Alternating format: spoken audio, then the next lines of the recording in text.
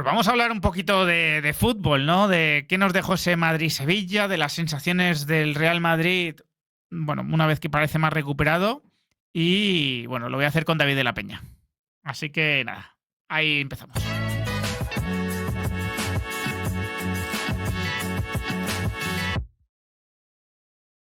Muy buenas a todos, ¿qué tal? Pues me apetece mucho tener esta charla con David de la Peña, ¿no? Para hablar del momento futbolístico del Madrid, de esas palabras también de Mbappé, que sentía que estaba, bueno, que estaba rebotando, ¿no? Desde ese suelo que había tocado en Bilbao y cómo se está traduciendo esto en un mejor rendimiento también del Madrid. Así que no me voy a entretener más, voy a saludarle ya mismo a David y a ver qué me comenta. ¿Qué tal, David? Muy buenas, Ramón. ¿Todo bien? ¿Y tú? Pues nada, muy bien. Aquí, esto es una buena época, ¿no? Para hablar de cosas que no son justo rabiosa actualidad.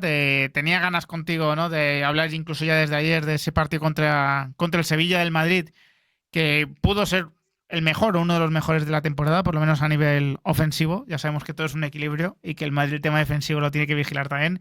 Pero bueno, esa primera parte creo que fue realmente buena. Y, y bueno, pues saber tu valoración. O sea, ¿cuánto hay? No, porque tú sabes que esto, el fútbol es un estado de ánimo, como dice Valdano, ¿no? Y tiene mucha razón en eso, ¿no?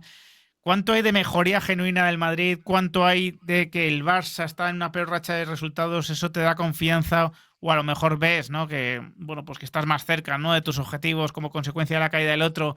Y eso acaba también alimentando, ¿no? Tu mejoría, porque sí que no parece el mismo Madrid que el del Milán o el del día del Barça. Eso es clarísimo. Sí, hombre, a ver, siempre y es una realidad, ¿no? Al final se dice mucho lo de los vasos comunicantes y es verdad, o sea, al final siempre, si el Barcelona está a 10 puntos, la ansiedad en el Real Madrid a la hora de poder manifestar su juego va a influir sin ninguna duda.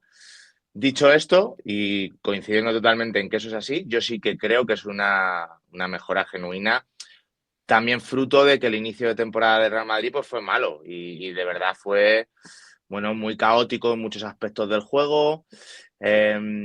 Obviamente es cierto que el ánimo influye y hay ciertos jugadores, sin ir más lejos, el gran fichaje del verano, que es Mbappé y que se le ve, por lo menos a nivel mental, mucho más sereno y que eso se traduce en acciones técnicas mucho más limpias y se le ve mucho más tranquilo.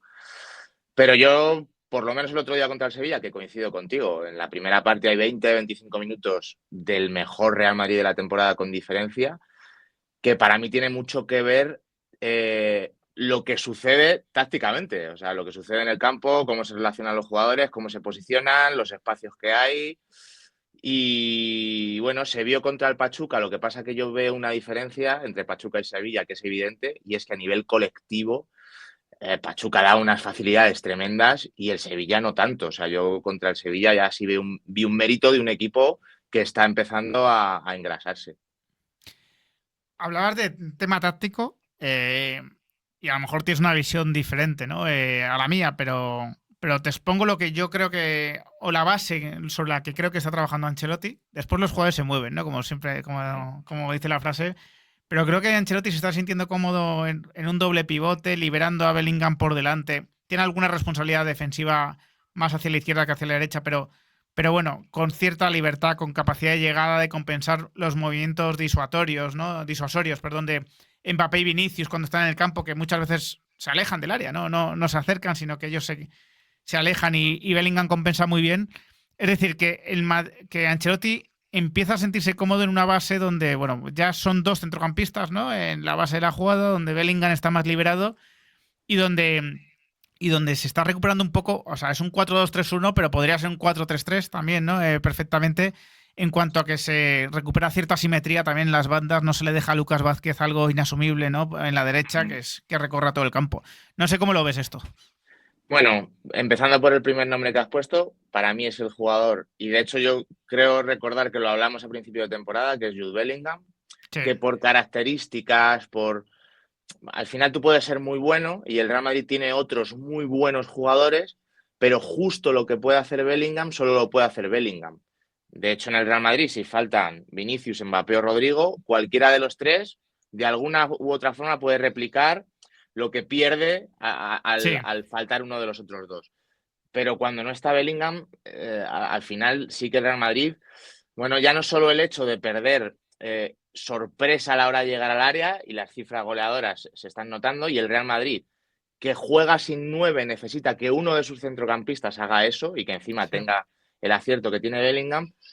Pero a mí sobre todo me está pareciendo que incluso en comparación a la temporada pasada, donde las cifras goleadoras podían ser superiores, yo estoy viendo un Bellingham mejor aún, porque está teniendo más influencia, está teniendo más peso en el juego, está haciendo que se conecten otras piezas.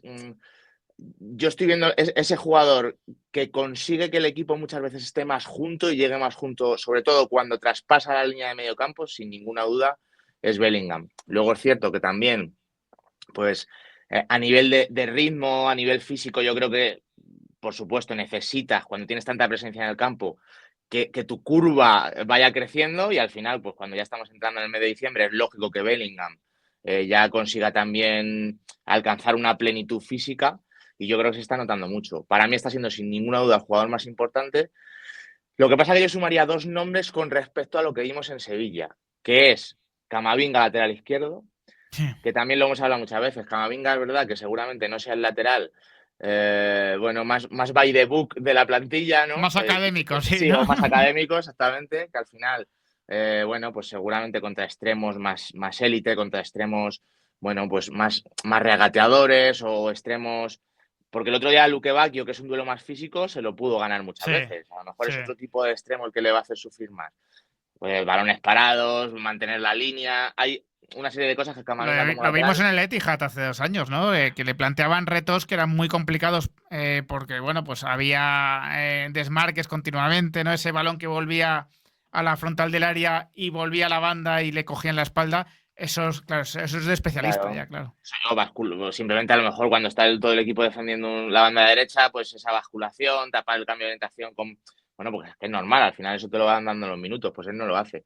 ¿Qué pasa? Que en el Real Madrid, que no hay un organizador, y lo hemos dicho muchas veces, que falta Toni Kroos, al final ese centrocampista extra, ese jugador que permite que las relaciones sean un poco más cortas, que se consiga pasar la pelota con más fluidez, y a Camavinga le vimos el otro día incluso muchas veces a la altura de Bellingham por dentro, a espaldas del centro del campo Sí, del Sevilla, o sea, sí. tenía esa libertad para moverse ahí y dejarle a Rodrigo o a Mbappé la banda izquierda.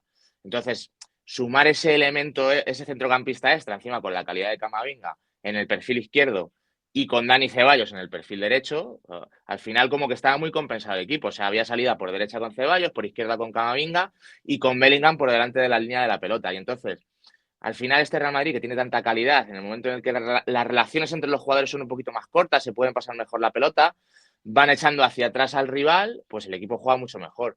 Y entonces yo te diría esos tres nombres para explicar la mejoría de juego. Luego, ¿qué pasa? Pues que evidentemente también Mbappé está mucho más punzante, etcétera, etcétera, ¿no? Incluso Lucas Vázquez en ataque estuvo muy bien, se sumaron otros muchos factores, pero sobre todo yo me quedaría con esos tres jugadores. No sé si esos tres jugadores, que esto también da para debate, Sí.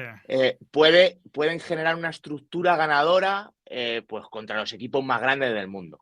Porque eso ya, pues bueno, pues está ese problema de Camavinga como lateral puro, el tema de que para mí Dani Ceballos, a lo mejor los partidos élite es un jugador que a lo mejor tiende un poquito más al error, o seguro tiende más al error que los otros centrocampistas que ha habido últimamente en el Real Madrid, pero para el día a día de la liga yo creo que esta es una estructura que es ganadora para 18 o 19 equipos, para jugar Claro, contra 18 o 19 equipos. es que al final ese es el pan de cada día del Madrid. Es decir, el Madrid se va a enfrentar muchas más veces a un Sevilla de turno, ¿no? En estas circunstancias que a un Bayern de Múnich, ¿no? Entonces, si tú ya generas una estructura ganadora, ¿no? Contra la mayoría de equipos, te permite eso además activar piezas como Ceballos, que yo creo que es una especie de, ¿no? de fichaje que ha hecho Ancelotti durante la temporada, porque es verdad que está ganando preponderancia. Bueno, pues evidentemente ya tienes cosas que no estabas teniendo al principio de la temporada. El tema Mbappé, ¿no? Porque mi teoría ha sido desde el principio de la temporada que el debate de la posición me parecía muy secundario, ¿vale? Eh, Creo que Mbappé en la izquierda tampoco la iba a estar partiendo en el momento en el que estaba de confianza, físico, todo lo que hemos visto en Mbappé. los controles hubiesen sido también trastrabillados, como le pasaba de delantero. Quiero decir, y yo creo que ahora se está demostrando, ¿no? Que todavía tiene margen de mejora, él mismo lo ha dicho, ¿no? Que tiene más futuro en las piernas, pero se está demostrando que de delantero, ¿no? De esa función que está haciendo, ¿no? Que no es un delantero centro al uso, pero sí que está interviniendo más por el centro, que al final, si el jugador está con confianza, si va teniendo ese puntito, ¿no? Esa electricidad, no tienes que mandarlo a la izquierda para que rinda. No, para mí hay un ejemplo muy claro y es el partido de Anfield. Es verdad que el Liverpool, pues seguramente es el equipo más en forma de Europa, pero al final Mbappé, digamos que es un jugador capaz de cambiar un contexto muy complicado como el que te puedas encontrar en Anfield. Y Mbappé Sí, pudo jugar en banda izquierda, pudo jugar siendo él el protagonista de las rupturas porque no había nadie más que él para recibir esos balones, no estaba Rodrigo, no estaba Vinicius.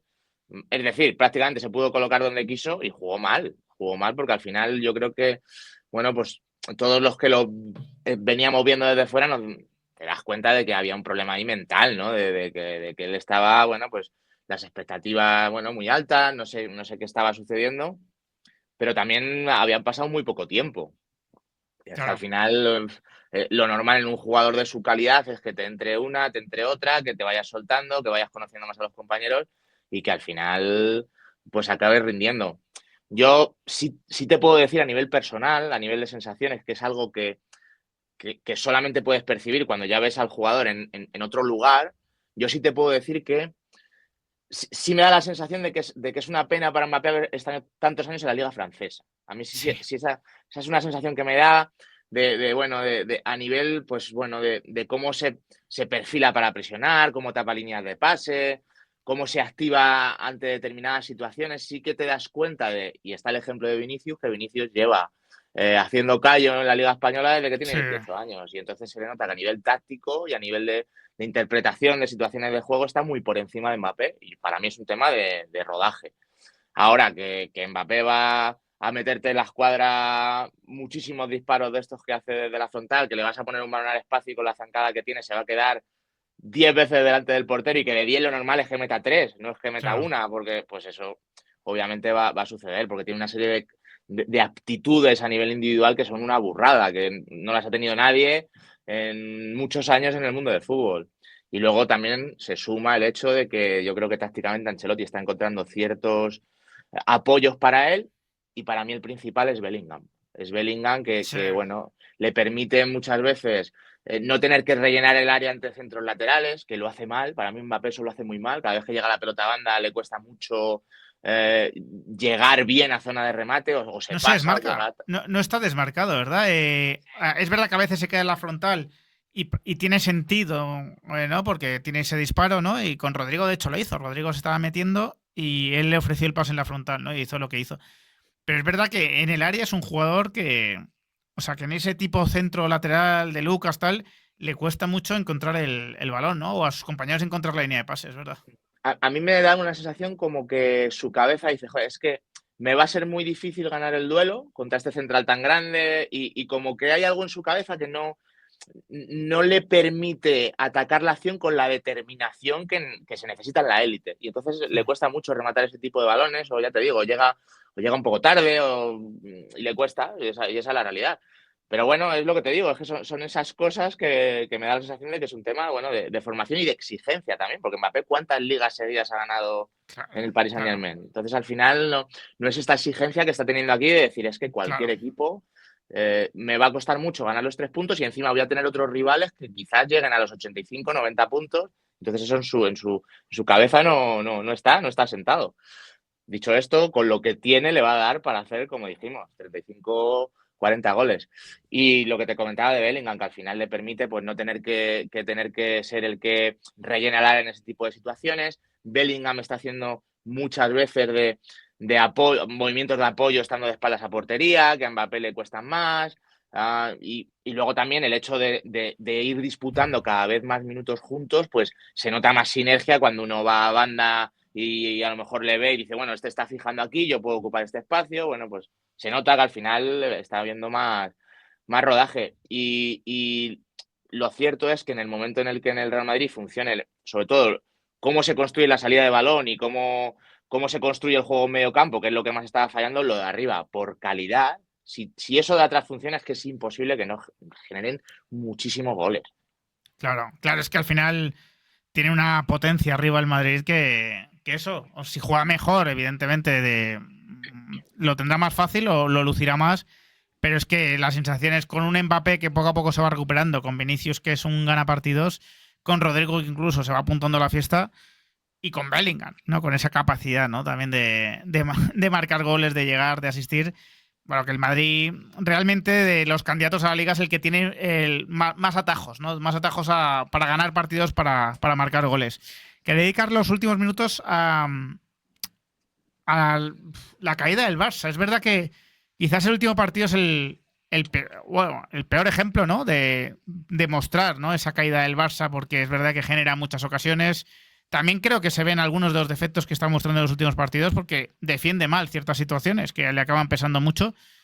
Pero, ¿cómo explicar, David, si es que hay explicación, y más allá del tema físico, ¿no? Que seguro que es una explicación. Seguro que Flick ha planificado empezar muy bien, a lo mejor ahora lo está pagando eso, pero un equipo que hace 5 puntos de 21. Desde luego no es un equipo de 5 de 21, eso es seguro, pero te digo mi impresión, ¿no? Ves los 7 partidos y dices, tampoco ha merecido muchísimos puntos más que 5 de 21. Es decir, podría haber ganado el Leganés, sí, y al Atlético de Madrid, pero ha habido partidos que los ha jugado realmente mal, en mi Sí. opinión. Quizá tampoco era un equipo, no sé los que hizo porque no sé la estadística 33 de total. 36. Claro, pues 33 de 36. tampoco es un equipo de 33 de 36, No, seguramente. claro, claro. Pero bueno, para mí, dentro de que viene a hacer un buen partido, porque las cosas como son, contra el Atlético de Madrid jugó muy bien, tramo inicial, dominó mucho, generó ocasiones. Bueno, yo te diría dos cosas. Una, que no hay sustituto de Robert Lewandowski, pero no solo a nivel finalizador, que está bajando sus cifras, como a mí me parece normal en un jugador de su Sí, edad, claro. estando en la élite y con la exigencia a la que te van a llevar los defensas en plenitud física, pero también a nivel táctico Lewandowski no tiene sustituto, porque el que le sustituye normalmente es Ferran Torres, que no es un 9 que pueda hacer lo que Lewandowski estaba haciendo en el inicio de temporada, que es Cubarsí sobre Lewandowski, poner otro jugador de cara y entonces el equipo ya a partir de ahí progresar y juntarse. Entonces, ese Lewandowski tan participativo, yo creo que está bajando, para mí es Sí, normal.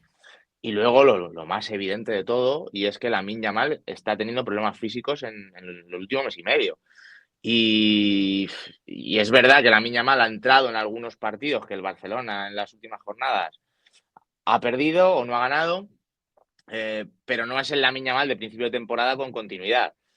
Y al final Lamine Yamal es un jugador que a nivel de sistema para el Barcelona, para poder juntar también más al equipo, para poder recibir la pelota al pie y que también todo el equipo rival se gire hacia él porque representa una amenaza.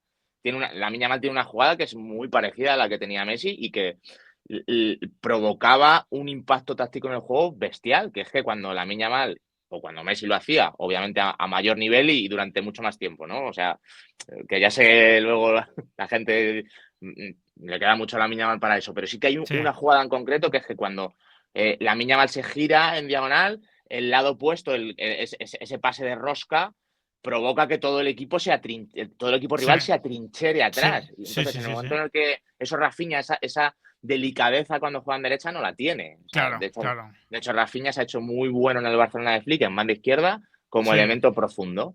Entonces, claro, el hecho de no tener un Lamine Yamal con continuidad a nivel táctico pesa muchísimo en el Barça.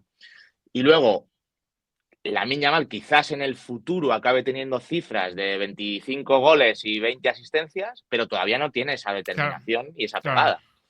Sin embargo, a nivel de estatus, de estrella, seguramente se le exija. Y quizás todavía con 17 años no tenga la capacidad para sostener ese estatus durante muchos partidos. Vamos a ver cuando físicamente esté con una continuidad, que es donde podemos verlo, ¿no? Y entonces yo me quedaría con estas dos cuestiones, ¿no? Porque luego obviamente, pues están pasando otras cosas más a nivel micro, vamos a decir, que es que ese achique que hacía la línea defensiva del Barcelona en los primeros partidos al rival le costaba mucho más saber Sí, interpretarla y hoy en día, pues los analistas empiezan a machacar la jugada 50 millones Claro, de veces, se la lleva al claro, cuerpo técnico y el cuerpo técnico empieza a decir, bueno, esto lo vamos a atacar así, vamos a ver, claro. el tercer hombre tiene que ser este y no este otro para que ataque uno de Eso es. segunda línea y al Barcelona solo hay que ver los datos, le están cayendo muchas menos veces en fuera de juego en los últimos partidos que lo que sucedía en el principio de temporada. Claro, Entonces se están sumando, hay una serie, y luego también, pues lo que hablábamos del estado anímico del Madrid. Al final, cuando no te claro. empiezan a salir las cosas, la ansiedad empieza a subir y empieza a aumentar, y eso al Barcelona le está pasando. Bueno, las temporadas dan muchos altos y bajos. Yo de todo esto que hemos hablado, quizás lo que al Barcelona más le cueste recuperar es un Lewandowski al nivel de estrella mundial que han sido los 3 primeros meses de temporada, que no era normal. Lo Es que demás lo puede, lo demás no, lo no, puede te decía, es recuperar, que pero justo eso lo no. reflexionaba, claro, lo reflexionaba ayer en el canal, lo de Lewandowski. Es que es muy anormal lo que estaba haciendo los 3 primeros meses con 36 años. Es que incluso, que creo que esto también se han adaptado los equipos rivales, estaba siendo un factor para condicionar la salida del balón del rival y no presionando arriba, sino tapando al medio centro.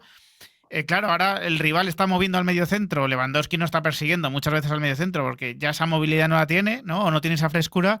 Y el mediocentro rival del Barça está jugando muchas veces solo, ¿no? Lo vimos, con el partido de Las Palmas fue yo creo el más claro, donde vimos que, bueno, pues que le hicieron un estropicio al Barça por ahí, ¿no? Entonces, claro, dices, es que lo normal con Lewandowski es que sea un jugador cada vez más irregular, que, pues, que tenga un índice de acierto más bajo que en su mejor época en el Bayern, porque, hombre, la edad no suele perdonar, ¿no? En estos casos.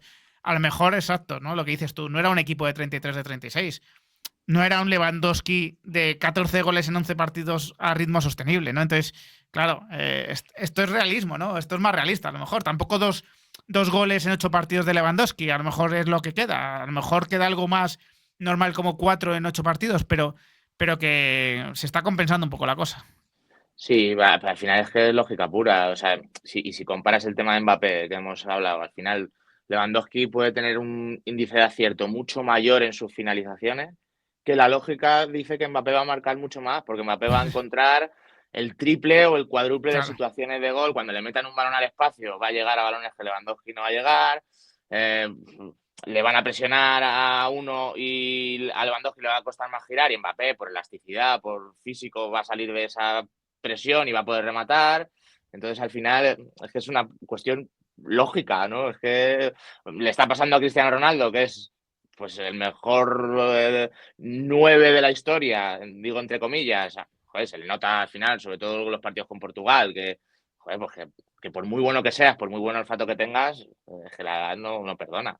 Y vamos a ver, sobre todo para Barcelona es muy importante ver cuánto repunta y cuánto se acerca al Lewandowski del principio de temporada, porque a mí me parece un jugador absolutamente capital, capital en cómo estaba jugando el Barcelona a principio de temporada.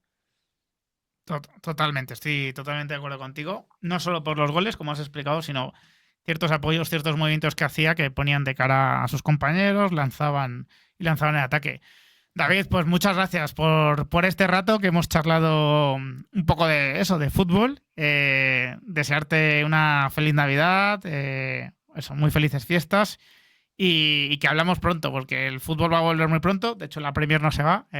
Estaremos ahí los que somos adictos, atentos al Boxing Day y todo esto. Pero bueno, que eso, que desearte una feliz Navidad y que puedas descansar también un poco. Pues nada, como siempre, un placer enorme. Aquí, cuando necesites hablar de fútbol, ya sabes que ahí disponible siempre. Y nada, lo mismo. Feliz Navidad para ti, para los tuyos y para todos los que nos vean. Pues un abrazo enorme, David. Hasta luego. Abrazo, chao.